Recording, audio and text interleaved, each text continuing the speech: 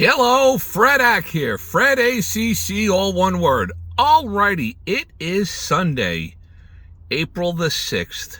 Sunday, the weekend. It's about 2 p.m. East Coast time.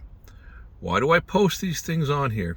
Because I don't want to be accused of redboarding after the fact, after something happens that I kind of brought to light on here. So, Sunday afternoon, 2 p.m. East Coast time. Alrighty, first up, I'd like to thank you all for being here. My thought was not to be on here posting all that often, but due to circumstance, I wanted to get on here. I'm compelled to be on here before the Monday open on the stock market. Why? Because I made a call. And when I make a call, that usually means that I have some skin in the game, which I do, a decent amount.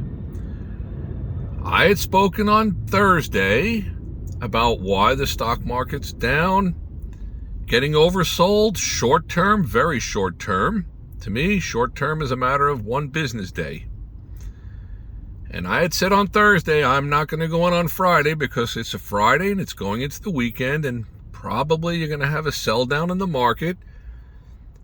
There's two different fears, the fear of getting out and the fear of missing out. Human nature, that's what plays this game. And I've stated on there, I've seen the movie before and I know the end of it.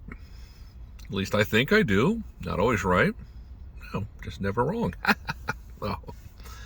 At any rate, I wanted to get on here, compelled to be on here, to post out here today that I think we're going to see a bump up in the markets tomorrow or Tuesday. Short term, very oversold. Then when the herd shifts and that fear of missing out, I got to get in, I can't miss out. So we have all weekend for something calming to come out from the markets. You get a rebound of 600, 700, 800 points. 1%, 1.5%. I'm happy with it. In one business day, I can live off that. Okay, so Fredak has some notes here. Not a lot of notes, but let's get right to it. Just think about it. Hello! When Fredak gives you that hello, besides in the introductory hello to all of you, and I thank you all for being here today. I hope you're having a wonderful day. When I give you the hello, that usually means you might want to take a little extra notice of something. Okay, so if XRP is at $2, which it is, a little smidgen over that, it's $2 each, and there are billions of them. Over 58 billion with a B. That's a whole lot of XRPs with another 40 plus billion to be released. Okay, so what does that tell me? Somebody somewhere is thinking about big things. Big. Okay, so hello, this movement is based on what? What is it based on? What was this 52 cents back in October, over $3 based on? Nothing very specific. It's based on expectations. Hello, expectations. If the expectations turn into adoption functionality, hello, do you still think this thing is going to be about $2? I don't think so. Now, maybe those things don't happen.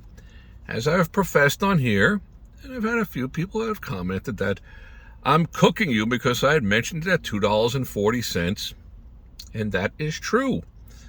And if you bought it at $2.40 and you sold it at the low the other day at $1.97, I am sorry about that. I brought you to the party and got stepped on.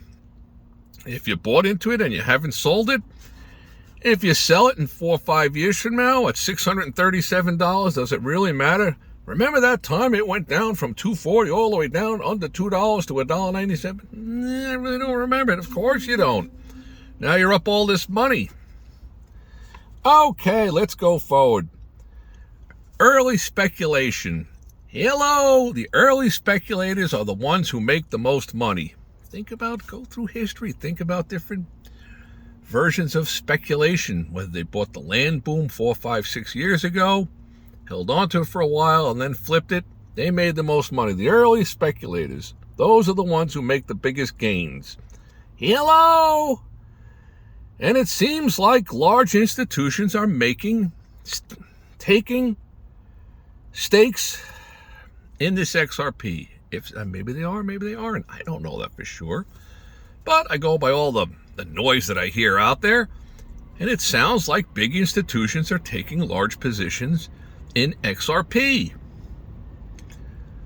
Reading the tea leaves, what does that tell me? Well, if they're making moves on it, then maybe I should make a move on it and have a little bit of this and sit tight on it, because, hello, you're getting in on the ground floor. Try to think about it this way. If there's an area of the country that you are living in, 20, 30 miles away, there's a lot of home building going on, and a Walmart and a Target decide they both buy into land in a certain area, and they've done their actuarian's homework to know that there's growth going on, there's economic growth, people with decent salaries that are bringing in money are going to be in the area to spend money there, whether it's a food store, whatever part of the world you're in. Big companies do not open up food stores and Targets and Walmarts without doing their homework. So let's just say there's this area that you know of, and you're like, wow, did you hear up there in Four Corners, they're building a Walmart and a Target, a whole big mall is being built. Oh, really? Well, are you able to go drive on over there and say, look, I've got $35,000 and I want to buy in something over here? Heck no, they're not going to let you get in on their party. No. This is one of those rare opportunities that you can get in while the early speculators are getting in, the big money. You're going hand in hand with them. To the flip side of all that,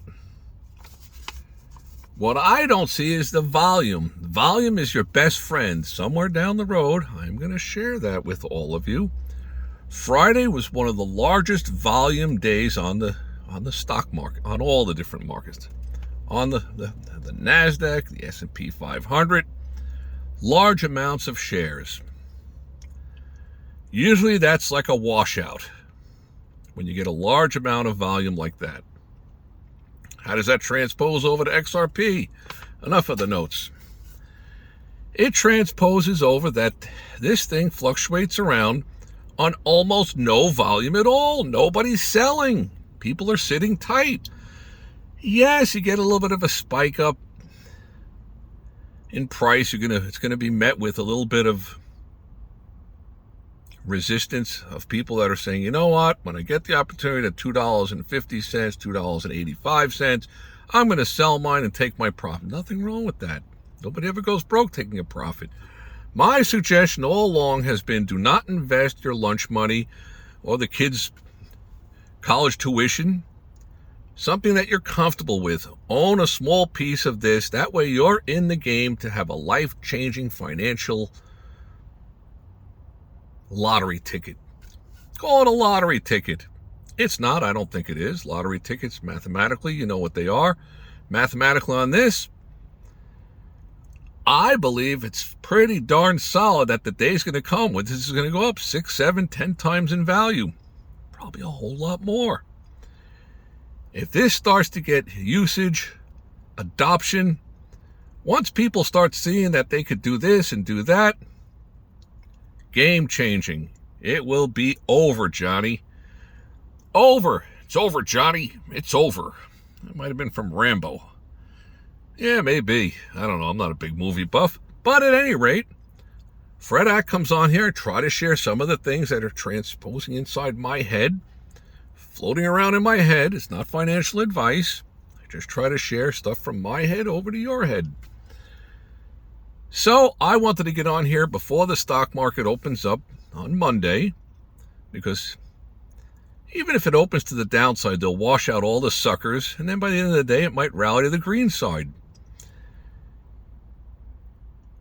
Either way, I'm looking for a 1%, 1.5%, 2% gain for me in one business day. I can live with that.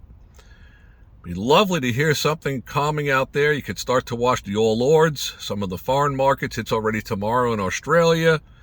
It's late in the day in other places around the world. You'll start to see how they're digesting the carnage from Thursday into Friday, which Their markets were already closed and they were already into the weekend. So, stuff to think about. Food for thought. Alrighty, so I've tried to share some different things about volume. Very, very important. Volume is your best friend when it comes to buying and selling things. You always want to be watching the volume. I'm not elaborating too much on why volume, but someday down the road. Either way, hit the likes button, smash the likes button, ask any questions you might have. I will try to get in there. I posted something a couple of days ago about fall, XRP fall failing. Some of the downside to it. I don't know what it's worth or anything else is worth if it has no functionality. If it's not going to be used for anything, what do I really need it for? But I guess that reverts back similar to like gold. Speaking of gold, I think it was 1849, Sutter's Mill. Somebody was like, oh, yanked something out of the ground. Gold, it's gold. They flocked from all around the country, all around the world. Everybody was going to stake their claim, become multimillionaires. Fantastic. Who made all the money? The companies that were selling the sieves and the shovels and all the stuff connected with searching for gold. Those companies are sprouting up. As I posted the other day, tremendous amount of companies just sprouting up. And these are entities that are spending decent amounts of money to set these things up. So they are anticipating that there is going to be an attraction to the whole crypto world. They see it coming. Me personally, I don't think there's room for how many thousands of cryptos are out there. It's all a vehicle for people to just buy and sell the greater fool theory. If I could buy whatever symbol you want it to be, MNOP. I buy MNOP for $16.41 and I can sell it to some other fool for $19.50 tomorrow. Fantastic. And that's all great when you have speculation in the early stages of the cycles of the booms, which I have posted on here. Those of you who subscribe, you know what I'm talking about. There is an economic cycle to boom and bust, boom and bust, boom and bust. It repeats itself. What do they think? History repeats itself? Yeah, it probably does. Right now, we're approaching probably the end of the speculator bubble. Those who are the last ones getting into the speculation game, oh, I'm going to make a ton of money. Yeah, you're going to get roasted. Either way, all righty. I want to thank you all for being here. Mark Fredak's words. Stock market to the bump upside tomorrow, Monday. All righty. May all your days be winning ones.